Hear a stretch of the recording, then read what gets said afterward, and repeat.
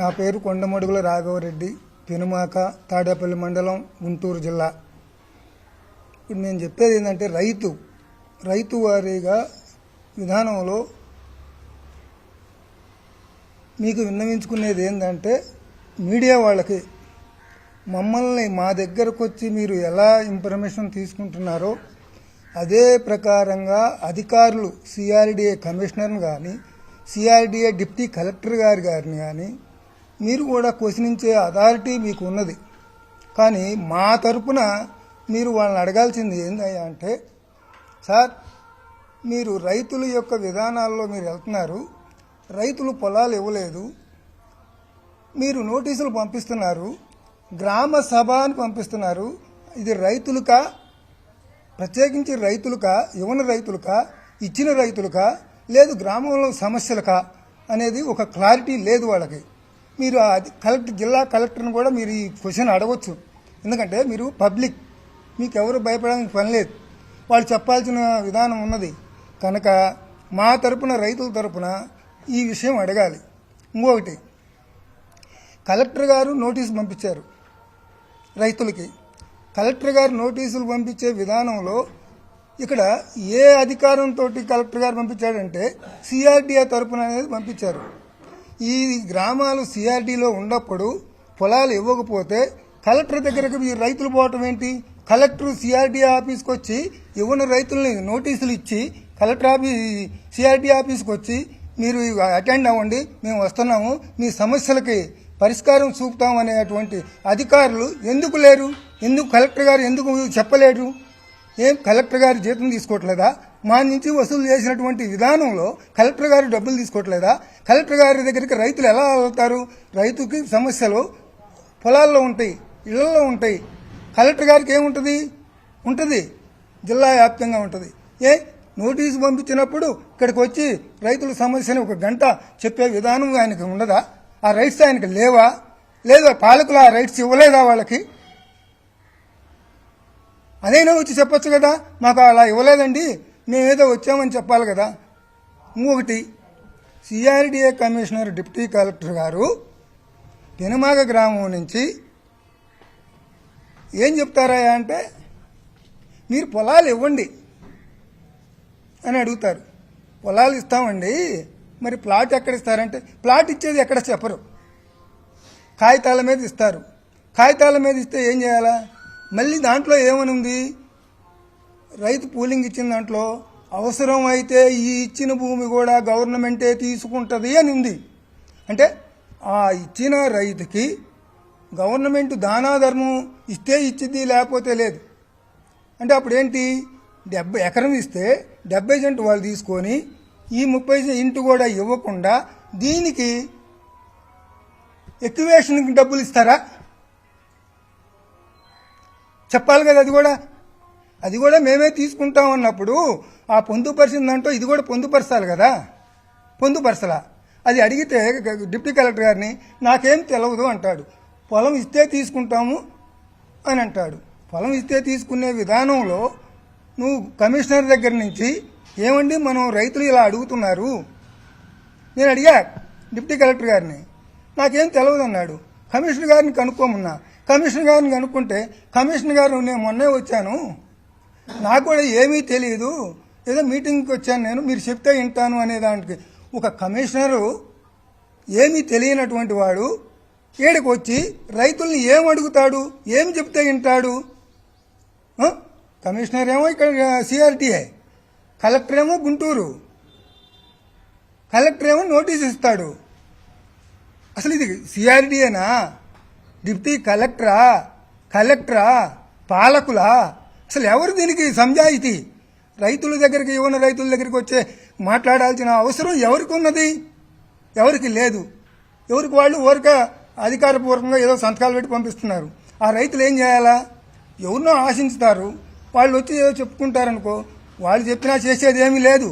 చట్టం 2013 చట్టం parliament bill pass చేసి సుప్రీంకోర్టుకి ఒక జారీ చేసింది. ఆ జారీలో ఏమని ఉంది? రాష్ట్ర గవర్నమెంట్ ఇష్టం వచ్చినట్టు తీసుకోమని లేదు.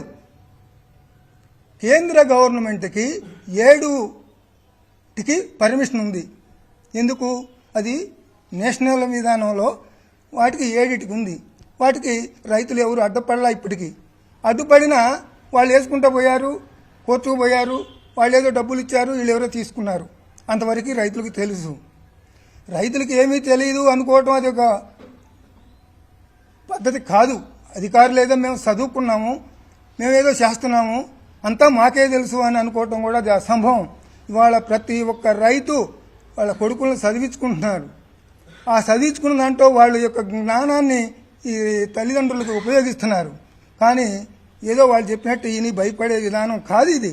కనుక కలెక్టర్ గారు కానీ ఎందుకు అప్పుడు నోటీసులు ఇచ్చి కోర్టుకు రైతులు పోయిన తర్వాత స్టే వచ్చిన తర్వాత కొన్నాళ్ళ స్టే జరిగిన తర్వాత ఇప్పుడు ఆ కేసు ఎందుకు వెనక్కి తీసుకున్నారో సమాధానం చెప్పలా. ఎందుకు చెప్పలేదు? ఎందుకు చెప్పకూడదు? దీనికి ఎవరు? సిఐడి కమిషనరా, కలెక్టరా? వీళ్ళిద్దరిలో ఎవరు? కోర్టుకు పోయిన దాంట్లో వాళ్ళు హాజరయ్యేది ఎవరు? ఆ హాజరైన దాంట్లో కోర్టులో నుంచి వెనక్కి తీసుకున్నది ఎవరు అనేది రైతులకు చెప్పాల్సిన అవసరం ఉన్నది. మీడియా పూర్వకంగా చెప్పాలి. మీ మీడియా వాళ్ళు అడగగలరా? అడగాల్సిన అవసరం ఉన్నది. మేము అడుగుతున్నాం కనుక. ఎందుకంటే ఇది ప్రపంచవ్యాప్తంగా కనపడేది. అడిగాం. ఏమంటారు? మాకేం తెలియదు అంటున్నారు. మీకు ఏమి తెలియనప్పుడు ఎందుకు పిలిచారని అడిగాం. వాళ్ళేం మాట్లాడలా. అది గ్రామ సభ రైతులకు ఎందుకు పెట్టారండి? వాళ్ళని కార్డులని అందరినీ పోలీసుకొచ్చి పెట్టారు.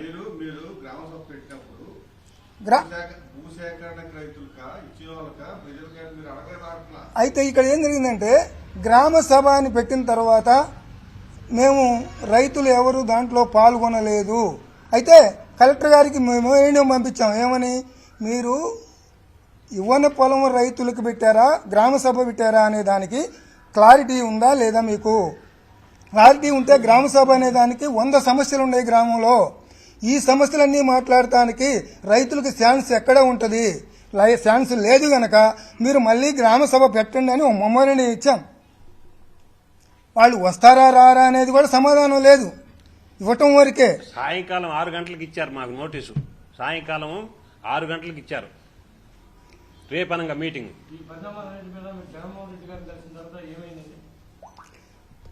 ఇక్కడ ఎవరి విధానం వాళ్ళ విధానాల్లో మాట్లాడే ఇదే కాదు. ఇది రైతు సమస్య, రాజకీయ పాలకులది కాదు, గవర్నమెంట్ ఎవరిదైతే వాళ్ళది కాదు. ఇది రైతుల సమస్య. ఏ గవర్నమెంట్ వచ్చినా వాళ్ళ పరిధిలో వాళ్ళు మాట్లాడతారు. ఇది రైతుల సమస్య. రైతులు ఎలా చేయాలి అనే దానికి ఒక ఎవరినో పట్టుకుంటారు మేధావుల్ని, ఆ మేధావులను పట్టుకునే పోతారు. కానీ ఏదో రాజకీయ విధానాల్లో మాట్లాడే సమస్య కాదు ఇది. రాజధానికి ఇవ్వాలి పొలం. రాజధానికి ఇవ్వాలి అంటే ఎక్కడ ఇవ్వాలి? వాటర్ ఇక్కడ దగ్గరలోనే ఉంది. అసలు ఈ గ్రామము, పెనుమాక గ్రామం, ఉండవల్లి గ్రామం అర్బన్ ఏరియాలో చేరి 35 సంవత్సరాలు అయింది. అసలు అర్బన్ ఏరియా అంటే ఏంటి అనేది ఇక్కడ కొంతమందికి తెలుసో తెలియదో కానీ నాకైతే తెలుసు. అర్బన్ ఏరియా అంటే డెవలప్ ఏరియాలో ఉన్నది అని. ఈ డెవలప్ ఏరియాలో ఉన్నదాన్ని ఈ డెవలప్ చేయాల్సిన అవసరం ఏమొచ్చింది? ఆనాడు ఇవాళ 40 ఎకరాలు ఈ గ్రామం, ఇవాళ 90 ఎకరాలు అయింది. ఎవరొచ్చి డెవలప్ చేశారు? రైతులు కష్టపడి టౌన్ పక్కనుండా టౌన్కు పోయి ఇక్కడ పండించే పంటని టౌన్కు పోయి అమ్ముకొని ఇక్కడ బిల్డింగులు కట్టారే కానీ ఏదో ఎక్కడి నుంచో దోసుకొచ్చి కట్టింది కాదు, ఎవరో ఇస్తే కట్టింది కాదు. ఆ భూదేవిని నమ్మి ఆ భూదేవి విధానంలో రైతుకు సహకరించింది. ఆ భూదేవి రైతు కట్టుకున్నాడు. ఇలా 90 ఎకరాలు అయింది ఈ గ్రామం. ఇక్కడ ఏమిచ్చారు? ఏ గవర్నమెంట్ ఏమి ఇచ్చింది? ఒక కాలేజీ ఉందా? ఒక స్కూలుకి ఇవాళ పిల్లలు రోడ్లో చెట్ల కింద చదువుతున్నారు. ఇవాళ పెనమాగ గ్రామం అంటే ఒకప్పుడు మంచి పేరున్న గ్రామం. ఈ గ్రామం నుంచి ఒక ఎమ్మెల్యే గెలిచి ఉన్నాడు. ఆ ఎమ్మెల్యే గారు ఆయాల భూములు 7 సార్లు వరదలు వస్తున్నాయని చెబితే మా పెద్దవాళ్ళు ఆయన ఎమ్మెల్యే గారు కరకట్ట పోస్తే ఆ కరకట్ట నుంచి భూములను కాపాడుకొని చదువు చేసుకొని పంటలు పండిస్తూ ఉంటే ఇలా 3 పంటలు పండే భూమిని తీసుకోవటానికి ఎలా మనసు ఒప్పిందంటున్నా ఈ గవర్నమెంట్కి? ఏ గవర్నమెంట్ అయినా సరే, సెంట్రల్ గవర్నమెంట్ అంతా తీసుకోదు. సెంట్రల్ గవర్నమెంట్ ఏదో వాటికి ఉపయోగపడేటట్టు ఒక దారిని పోతారు. అది సెంట్రల్ గవర్నమెంట్ ఏం చెప్పింది? 10%, 20%, 30% తీసుకుంటారు, కానీ 70% తీసుకోరు. నువ్వు పూలింగ్ పెట్టావు, రైతులు ఇస్తున్నారు, తీసుకో. నువ్వు సచివాలయం సాక్షిగా, సచివాలయం అంటే ఏంటి? ఒక దేవస్థానం అని నువ్వే చెబుతున్నావు. ఒక ముఖ్యమంత్రి దేవస్థానంలో ఉండి ప్రమాణం చేసేది ఏంటి? నీ ప్రమాణం వేరు. ఒక దేవస్థానంలో ఉండి ప్రమాణం చేసి ఏం ప్రమాణం చేసి చెప్పావు?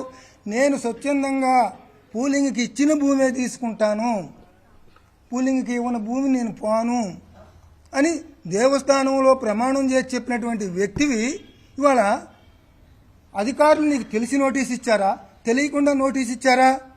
రైతులకి భూసేకరణ విధానంలో ఎందుకు వెనక్కిపోయావు, మళ్ళీ ఎందుకు ముందుకు వచ్చారు? ఇది కలెక్టర్ సమాధానం చెప్పాలా, పాలకులు చెప్పాలా, సిఐడి కమిషనర్ చెప్పాలా అనేది మీ మీడియా ముఖంగా నేను పెనుమాగ గ్రామ రైతుగా ఈ పెనుమాగ గ్రామ రైతుల విధానాల్లో మాట్లాడుతున్నాను. ఈ రైతులకి సమాధానం చెప్పాలంటే అందరికీ చెప్పలేకపోవచ్చు.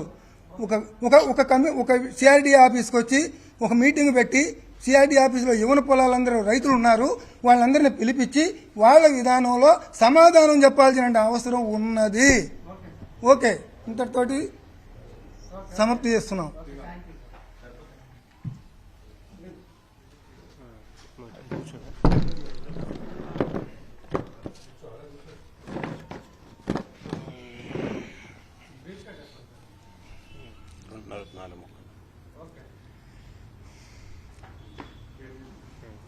నమస్తే అండి, నా పేరు శ్రీకాంత్ రెడ్డి. మాది పెనుమాక గ్రామం. 2015 నుంచి మేము ఈ ల్యాండ్ పూలింగ్ స్కీమ్ మీద ఎన్నో పోరాటాలు చేస్తూ ఉన్నాం. 2015లో ల్యాండ్ పూలింగ్ పెట్టిన తర్వాత మేము భూములు ఇవ్వమని చెప్పి అప్పుడు గత ప్రభుత్వంలో మేము చెప్పామండి. అప్పటి నుంచి మా మీద ల్యాండ్ ఎక్విజిషన్ అని చట్టం ప్రయోగించి ఆ రోజు నుంచి ఈ రోజు వరకు మమ్మల్ని ఎన్నో విధాలుగా భయభ్రాంతులు గురి చేస్తున్నారు. అప్పుడు కూడా మేము ల్యాండ్ ఎక్విజిషన్ చట్టం మీద కోర్టుకు వెళ్లి స్టే తెచ్చుకొని ఈ 12 సంవత్సరాల నుంచి కాపాడుకోగలిగాం. మళ్లీ రెండోసారి కూటమి ప్రభుత్వం అధికారంలోకి వచ్చిన తర్వాత గత 2 నెలల క్రితం మళ్లీ భూసేకరణ నోటిఫికేషన్ ఇచ్చారండి. ఆ ఇచ్చిన క్రమంలో రైతులందరం కూడా మళ్లీ మనం ఏం చేయాలి, మనం భూమి కాపాడుకోవడానికి మనం ఏ విధంగా ముందుకెళ్లాలనే భాగంలో మేము అన్ని పార్టీలని, అన్ని మేధావుల్ని, అందరిని, సంఘాలని అన్నింటినీ మద్దతు కూడగట్టే క్రమంలో మేము జగన్ గారి దగ్గర కూడా వెళ్ళామండి. జగన్ గారి దగ్గర దృష్టికి తీసుకెళ్లిన తర్వాత జగన్ గారు ఒకటే చెప్పారు, ఏ రైతైనా సరే ఇష్టపూర్వకంగా ఇస్తే తీసుకోమనండి, ఏ రైతుకి అది ఇష్టం లేదో ఆ భూమిని నేనేమి మీ రైతులకి నేను అండగా ఉంటానని చెప్పి మాకు హామీ ఇవ్వడం జరిగింది. హామీ ఇచ్చిన క్రమంలో మీకంటూ ఒక కమిటీని ఏర్పడుతాను, ఆ కమిటీ వచ్చి మేము పర్యవేక్షించింది, మీకు లీగల్ టీం ఏర్పాటు చేస్తామని చెప్పారు. అందులో భాగంగా మాకు లీగల్ టీం మొన్న ఒక 10 రోజుల క్రితం వచ్చి మాకు ఏమైతే కోర్టుకి ఎలా సహాయపడాలో అనేది చెప్పారు. అలాగే నిర్ధారణ కమిటీ అని చెప్పి ఒకటి, రైతు పరిరక్షణ కమిటీ అని చెప్పి ఒకటి నియమించారు. ఆ కమిటీని మేము కూడా ఏమని కోరామంటే 2 సార్లు మీటింగ్ వాళ్ళతో చర్చలు జరిపిన తర్వాత మీరు కూడా మా పొలాల్లోకి రండి, ఈ ప్రభుత్వం చేస్తున్న అరాచకాలని, దురాచకాలన్నీ మీరు కూడా చూస్తారు, కళ్ళారా చూస్తారు. మా పొలాల పక్కన మేము పూలింగ్కి ఇవ్వలేదని చెప్పి రిజర్వాయర్ అని పేరుతో 30 అడుగులు 40 అడుగులు లోతున భూములు తోమేస్తున్నారు, రోడ్లు అని చెప్పి రోడ్లు తోమేస్తున్నారు, ఇట్లా అన్ని చేస్తున్నారు. అవి కూడా మీరు కూడా వచ్చి చూస్తే మీకు కూడా కళ్ళారా తెలుస్తుందని చెప్పి ఆ కమిటీని మేము ఆహ్వానించడం జరిగింది. ఆహ్వానించిన క్రమంలో వాళ్ళు నిన్న ఉదయం మాకు వస్తామని చెప్పి ప్రోగ్రాం పెట్టుకున్నాం. ఆ వచ్చే క్రమంలో వాళ్ళు ఉండవల్లి సెంటర్ దగ్గర ఆపేసి, టీడీపీ అనుచరులు కానీ లేకపోతే ఇంకో అందుకని ఆపేసి, మీరు అసలు వెళ్తానికి అమరావతిలోకి వెళ్ళడానికి వీల్లేదు, ఇక్కడ ఉండేది ఓన్లీ తెలుగుదేశం వాళ్ళు అన్నట్టుగా వాళ్ళు ప్రయత్నించారు.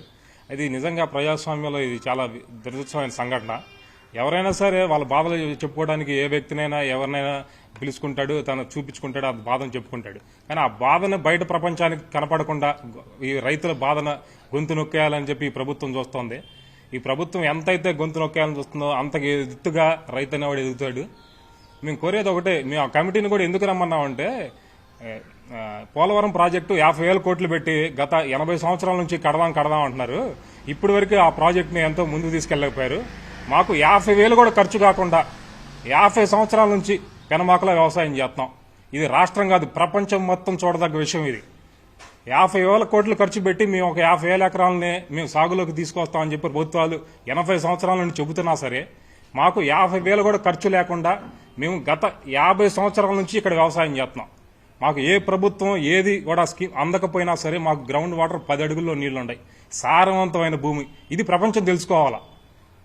రాజధాని కడుతున్నాం అనే బయట చెప్పుకునే జనమందరూ కూడా ఇక్కడ 10 అడుగుల్లో గ్రౌండ్ వాటర్ ఉన్నాయి, మాకు గవర్నమెంట్ నుంచి ఏవి స్కీమ్ అందకపోయినా సరే మేము గత 50-60 సంవత్సరాల నుంచి వ్యవసాయం చేస్తున్నాం. ఇలాంటి వ్యవసాయ భూముల్లో రాజధాని అనే కడతం వద్దనేది మేము వ్యతిరేకిస్తున్నాం. డ్రైలాండ్ చాలా ఉంది, ఆల్రెడీ 50,000 ఎకరాలు సేకరించామంటున్నారు.